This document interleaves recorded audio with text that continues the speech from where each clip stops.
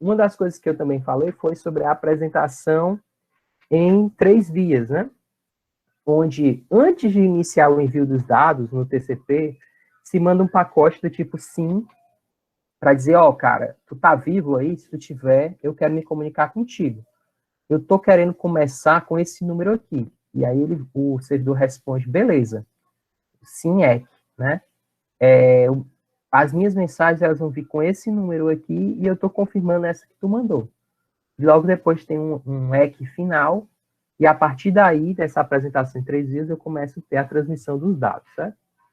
Aí, pessoal, eu falei para vocês de um programinha que é que vocês vão fazer uma atividade com ele depois do capítulo 4, né, a tarefa final, que é o Wireshark. Hoje eu vou mostrar rapidinho para vocês o que é esse programa, certo?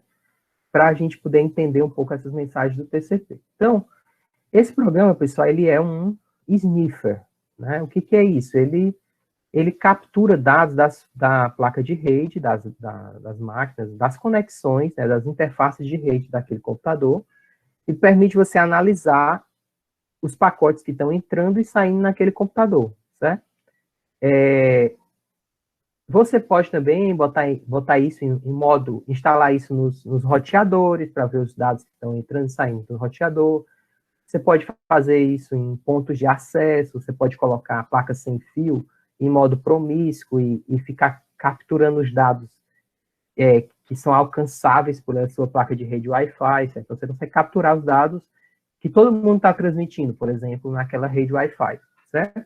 Isso não é nada de outro mundo, isso é extremamente simples, né? Por isso que uma das recomendações que diz tem que usar sempre comunicação cifrada, evitar entrar em redes que você desconhece, redes abertas. Por quê? Porque você pode ter alguém, né, uma pessoa mal intencionada que usa o Wireshark para ficar capturando os pacotes que estão ali. Ah, professor, por que não proíbe essa ferramenta? Porque essa ferramenta, ela é fundamental na análise da rede, do funcionamento da rede por parte do administrador. Então, ela é usada muitas vezes para isso. Ver o que está acontecendo, quais são os tipos de erro, qual é o tráfego que está passando, tá? Por aí vai. Então, vocês estão vendo aí a minha tela do Wireshark? Eu não sei se vocês estão vendo, não. Então, deixa eu compartilhar aqui, que eu acho que vocês estavam vendo outra coisa. Espera aí. Acho que agora vai dar certo.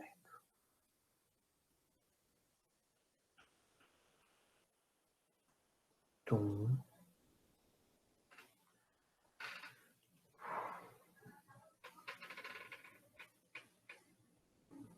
Pronto, vocês estão vendo o Wireshark agora?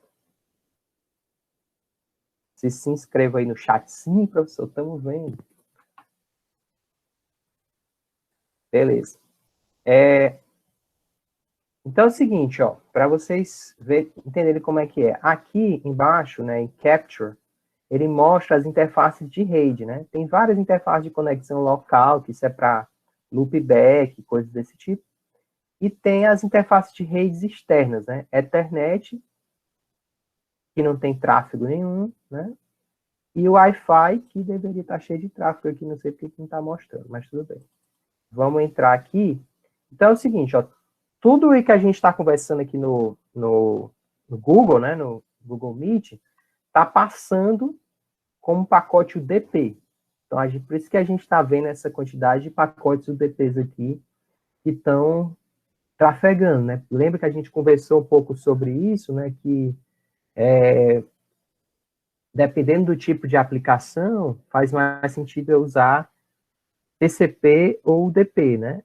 O DP a gente tinha visto que era muito interessante para quando a gente tivesse streaming, por exemplo, porque caso eu perdesse algum tipo de pacote, não teria tanto problema, já que é tolerável, a aplicação tolera perda. O mais importante é eu manter essa vazão, tá? Deixa eu só parar aqui. Se eu selecionar, né, uma linha, eu consigo ver dados das camadas, né? Então, por exemplo, aqui são os dados que trafegaram nesse pacote, né? Qual é a camada de transporte dele, né? A porta de origem, a porta de destino, e aí depois eu posso descobrir quais são as aplicações que estão escutando cada uma dessas portas. E eu também vejo informações sobre o IP, né, ó, máquina de origem, máquina de destino. Se a gente fizer um Waze nessa máquina aqui, a gente vai ver que é uma máquina do Google, certo? A gente consegue também ver dados das interfaces de rede, das interfaces Ethernet, né? No caso, isso aqui que a gente está vendo é o endereço MAC do meu ponto de acesso, isso aqui é o endereço MAC da minha máquina, né? E, inclusive, informações de mais baixo nível, né? De como é que é o quadro que é enviado dentro da rede, certo? Bom, eu separei aqui um tráfego que eu fiz mais cedo para mostrar para vocês sobre o conteúdo do TCP, certo? Vocês podem baixar esse programa, instalar na máquina de vocês e observar o tráfego que passa na rede, certo? Então, deixa eu só ver se eu me lembro aqui. Acho que era IP. Bom, era isso aqui. A gente pode adicionar alguns filtros para mostrar só os pacotes que a gente quer, certo? Bom, o que foi que eu fiz aqui? Eu entrei no navegador web e procurei, entrei na página da UFC, certo? Então, que tipo de conexão eu fiz, né? Eu fiz uma conexão HTTP. Para isso, a gente sabe que o navegador ele faz uma consulta DNS. Uma vez que ele faz essa consulta, ele vai abrir um socket TCP entre o navegador e o servidor da UFC. Espero que todo mundo já tenha conseguido entender isso. Foi o assunto que a gente viu antes da cadeira. Aqui, a gente vai conseguir ver essas etapas que eu vou mostrar aqui para vocês. Então, como eu disse, no TCP, antes de enviar os dados, o que ele precisa fazer? Ele precisa fazer essa apresentação de 3 vias. Eu não sei se está muito pequeno, vocês conseguem ver, ó, essas 3 primeiras linhas aqui é exatamente a apresentação de 3 vias da minha máquina, que é o IP 192.168.1.103, e a máquina servidor HTTP da UFC, 200.17.41.85, certo? Se a gente olhar aqui a mensagem em si, deixa eu só diminuir as camadas aqui para ficar melhor de vocês entenderem. Então, é uma camada, esses 3 primeiros pacotes são os pacotes de sinalização, certo? Eles estão saindo da porta 54.806, que foi alguma porta que o socket local do browser abriu, e estão tendo como destino a porta 80. Por quê? Porque é a comunicação HTTP. Lembra que a gente viu que o HTTP é um protocolo que roda na porta 80, certo? Se a gente for olhar o dado, esse pacote em si, ele só tem pouquíssimos bytes. Por quê? Porque ele está carregando basicamente essa flag SYN. Foi o que eu expliquei para vocês, né? Esse SYN aqui, ó, SYN, né? Para dizer que quer abrir uma comunicação. E aí ele manda os números de sequência, que foi uma coisa que vocês não entenderam lá na questão, quando diz assim, os números de sequência vão de 0 a 1024, né? Por quê? Porque eles precisam ter um conjunto de bytes reservado para esse número de sequência. Vai chegar um momento que eles vão reiniciar essa numeração, né? No caso, a numeração desse pacote é esse sequence number raw, esse númerozão gigantesco aqui, que o meu computador está usando para o servidor, ó, vai começar os dados a partir desse número. Por isso que é importante ter essa apresentação de 3 vias, para ele até saber a numeração dos pacotes, tá? O Wireshark, para ajudar a gente no entendimento, ele sabe que é uma nova comunicação, ele criou um número relativo aqui para a gente entender. Então, ele diz, ó, esse aqui é o pacote de número 0, certo? Bom, então, esse pacote, basicamente, ele está apresentando a minha máquina para o servidor da OFC, dizendo, ó, eu quero iniciar uma comunicação com a sua porta 80, e está aqui meu número de sequência, certo? O servidor da UFC, ele responde com um pacote SYN-ECK.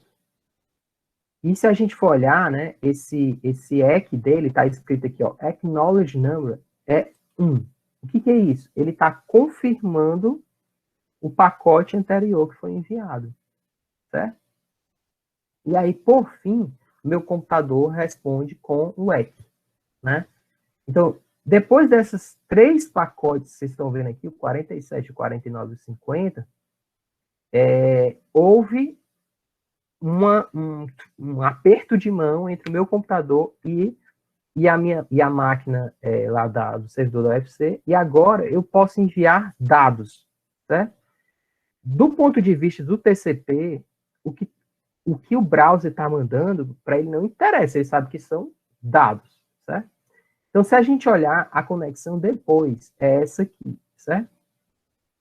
Que é um GET. Eu vou abrir aqui para vocês verem. Ó. Essa conexão, ela já tem 5 camadas, né? A anterior, ó, se a gente olhar, ela só tem 4 camadas. Por quê? Porque era um pacote só de sinalização lá da camada de transporte.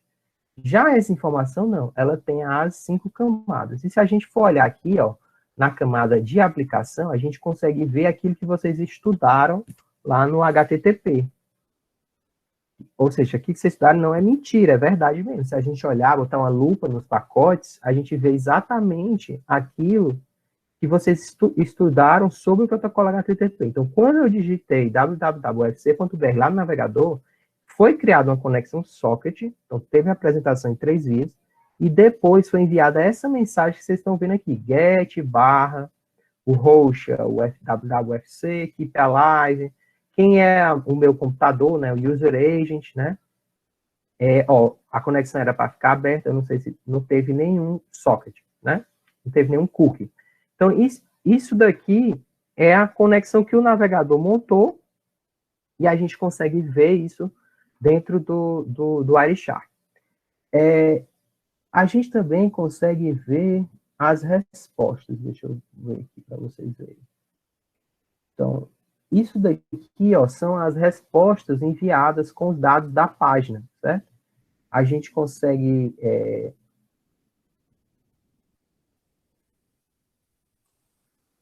ver essas respostas, mas a gente não consegue acessar os dados. Por quê? Porque hoje em dia a comunicação ela é feita usando HTTPS, então a gente não consegue ver quais são os dados de resposta enviados pelo servidor, tá? Mas a gente consegue observar coisas do tipo assim, ó, por exemplo, depois teve um outro pedido de GET, que foi pedido do CSS da página, também foi enviado uma requisição. Para cada uma dessas requisições, houve ou um three-way handshake novamente, se criou um novo socket, ou se usou aquele que estava aberto antes, caso o servidor não tenha desligado, tá? Então, pessoal, mais na frente, né, vocês vão estudar bem direitinho sobre endereçamento e vocês vão ter a oportunidade de fazer uma atividade com essa ferramenta. No começo parece muito estranho, assim, meio complicado, mas quando vocês forem fazer a atividade, que ela vai aumentando o nível de dificuldade, vocês vão ver como é interessante você conseguir ver, né, realmente em detalhes esses dados que saem e entram na máquina de vocês, tá? Deu para entender? Alguma dúvida, alguma pergunta? Pelo menos assim, não no chat.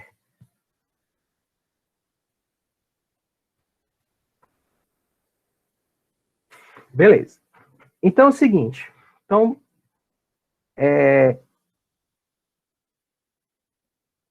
um tópico que está relacionado com o TCP, além dessas características que a gente viu de fazer o three-way handshake, de ter uma forma de enviar dados em paralelo e com confirmação de forma confiável, o TCP ele possui mecanismos para garantir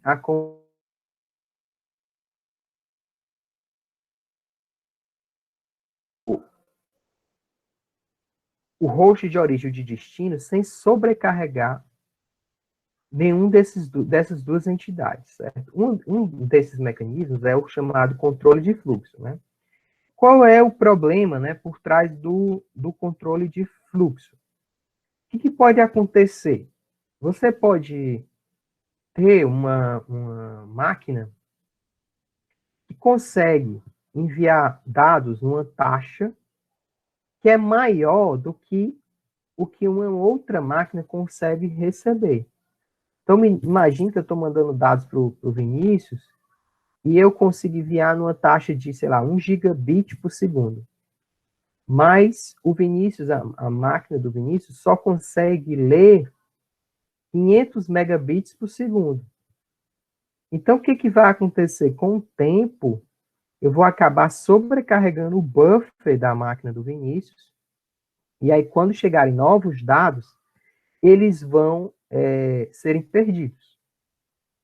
Então, o TCP implementou um mecanismo que, dentro da mensagem de confirmação entre entre o host de origem e de destino, ele indica quanto ainda tem disponível no buffer dele para receber dados, tá? Então, é como se fosse assim, eu mando um dado para o Vinícius, e isso me responde, ó, professor, o senhor ainda pode mandar mais 50 mega. Aí eu mando só 50 mega. Aí ele responde, o senhor não pode mandar mais nada porque o meu buffer está sobrecarregado, certo? E aí eu fico depois mandando pacotes somente para perguntar, Vinícius, já tem espaço no buffer? Se sim, me responda quanto. Aí o Vinícius vai e me responde, ó, professor, já vagou mais 50 mega. E aí você manda mais 50 mega, certo? Aquele site, né, que vocês fizeram aquela simulação do Go Backend, do repetição seletiva, ele também tem um applet para experimentar isso, tá? Eu vou abrir aqui para a gente ver, aí a gente acaba a aula, certo? Vocês estão vendo aí, né, minha tela? Então, ó, eu mando lá depois, quando vocês podem pegar no próprio slide, né? Qual é a ideia do controle de fluxo, né? Você tem aqui um remetente e um destinatário, e as aplicações dele, por exemplo, uma videoconferência, um jogo, um navegador que está fazendo um download, por exemplo, ele tem uma taxa de dados para enviar, né? Só que o receptor, ele tem um buffer aqui, e também tem uma capacidade de leitura que não é a mesma. Então, eles precisam entrar em acordo para que não tenha esse vazamento, tá? Então, vocês vão ver aqui, por exemplo, o que ele está me deixando configurar. Ele me diz qual é o tamanho dos dados que eu estou enviando, certo?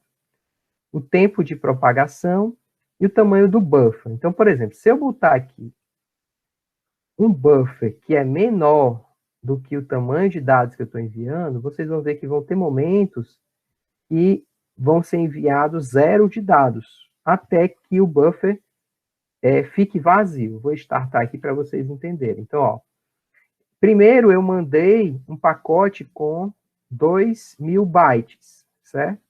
E aí o receptor me responde, ok, recebi, só que agora a janela tem que ser de tamanho 0, porque eu não tenho mais espaço. Aí eu mando um pacote perguntando, mudou alguma coisa? Aí ele me responde, ó, mudou, agora está livre 2.047 bytes. Aí eu vou lá e mando 2.047 bytes. Pá! E aí eu fico de novo nessa brincadeira. Ah, eu respondo, ó, não cabe mais nada. Aí eu pergunto, mudou alguma coisa? Ele, não cabe mais nada ainda. Mudou alguma coisa? Mudou sim, está livre 2047. Aí eu vou mandando. Então, essa é a brincadeira que o controle de fluxo faz. Professor, como é que isso funciona na prática? A janela, o tamanho da janela que vocês viram lá, do Go Backend e do repetição seletiva, ela está sendo restrita, né, compelida em função dessa confirmação do controle de fluxo. Se o cara diz assim, ó, cara, não cabe tu me mandar nada, então o tamanho da janela volta a ser 0. E ele fica mandando só esse pequeno pacote aqui para saber se houve alguma mudança. Se sim, ele vai e aumenta a janela para agora eu poder me aproximar do tanto que o destinatário pode receber, certo? Aí vejam, pessoal, isso daqui são coisas que nós, programadores, não controlamos da nossa aplicação. É por isso que quando a gente precisa de uma aplicação que tem uma taxa contínua de envio de dados, a gente não pode usar o TCP. Por quê? Porque o controle de fluxo, por exemplo, ele vai poder mudar essa taxa em função desse buffer do destinatário. Quando a gente usa o DP, não existe isso, a gente manda na taxa que a gente quiser, certo? Bom, então, pessoal, por hoje, eu vou terminar a aula aqui, certo? E aí, na próxima quinta, na quinta-feira, a gente vê um pouquinho sobre controle de congestionamento, ok? Ficaram com alguma dúvida? Eu vou botar no fórum uma atividade para vocês simularem isso aqui no controle de fluxo e descreverem o que aconteceu, tá certo? Então, era isso, moçada. Boa noite para vocês. Um abraço.